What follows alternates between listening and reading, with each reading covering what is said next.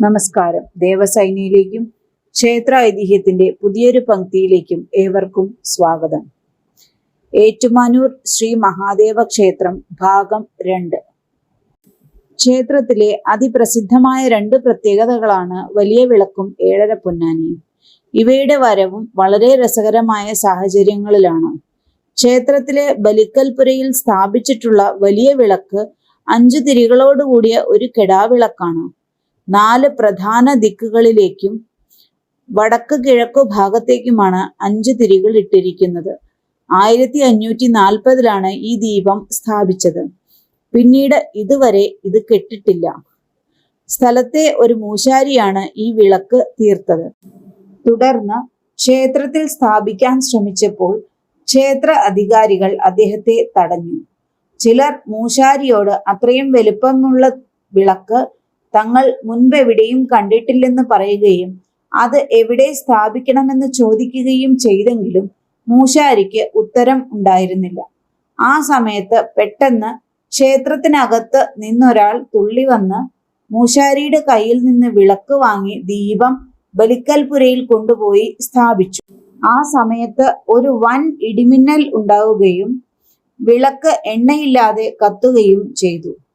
മൂശാരിയെയും വിളക്ക് സ്ഥാപിച്ച വിദ്വാനെയും പിന്നീട് ആരും കണ്ടിട്ടില്ല. ആ വിദ്വാൻ സാക്ഷാൽ ഏറ്റുമാനൂരപ്പൻ തന്നെയാണെന്ന് വിശ്വസിച്ചു വരുന്നു. മൂശാരി അന്ന് അങ്ങനെ ഭഗവാനിൽ ലയിച്ചു ചേർന്നു അത്രേ. ക്ഷേത്രത്തിലെ മറ്റൊരു വലിയ ആകർഷണമാണ് ഏഴര പൊന്നാന.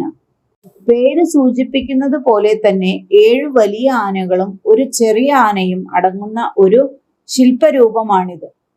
തേക്കിൻ തടിയിൽ തീർത്ത് സ്വർണം പൂശിയ വിഗ്രഹങ്ങളാണ് ഇവ.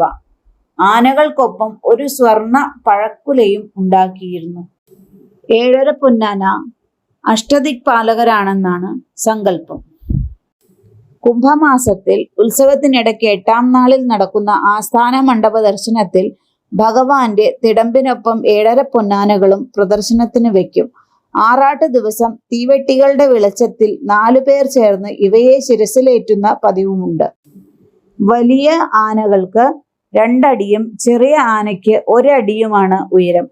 ഇത് തിരുവിതാംകൂറിന്റെ സ്ഥാപകനായിരുന്ന അനിഴം തിരുനാൾ വീരമാർത്താണ്ഡവർമ്മ നേർന്ന വഴിപാടായിരുന്നു. എന്നാൽ അത് നേരും മുൻപ് അദ്ദേഹം നാടുനീങ്ങിപ്പോയതിനാൽ അദ്ദേഹത്തിന്റെ അനന്തരവനും പിൻഗാമിയുമായ കാർത്തിക തിരുനാൾ രാമവർമ്മയാണ് ഇത് നടക്കി വെച്ചത്.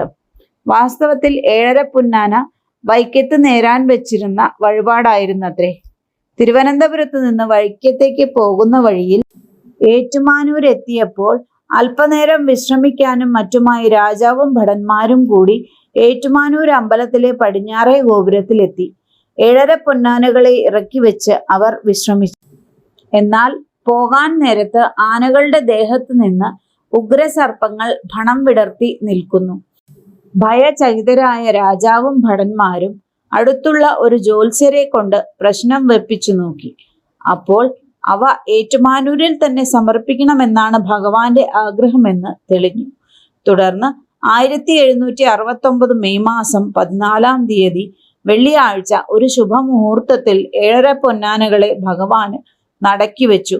പിന്നീട് മറ്റൊരു ഏഴര പൊന്നാനയുണ്ടാക്കി അത് വൈക്കത്ത് സമർപ്പിക്കാമെന്ന് രാജാവ് വിചാരിച്ചു. പക്ഷേ ഒരു ദിവസം അദ്ദേഹത്തിന് വൈക്കത്തപ്പന്റെ സ്വപ്നദർശനമുണ്ടായി. തനിക്ക് മറ്റൊരു ഏഴര പൊന്നാന വേണ്ടെന്നും പകരം ആ കാശിന് സഹസ്രകലശം നടത്തിയാൽ മതിയെന്നുമായിരുന്നു വൈക്കത്തപ്പന്റെ അരുളപ്പാട്.